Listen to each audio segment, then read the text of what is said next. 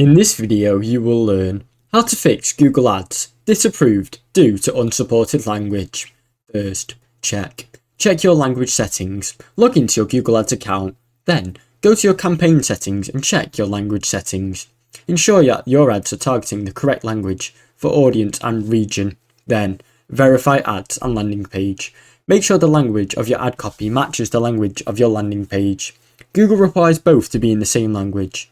If your ads are in one language, but your landing page is in another, this will cause disapproval. Review the ad text. Check if there are any misspelling, grammar issues that could cause the ad to be flagged, or unsupported language. Ensure the language is used and clear, accurate and relevant to your audience. Update your keywords and targeting. Ensure your keywords, ad copy, audience targeting are all aligned with one language.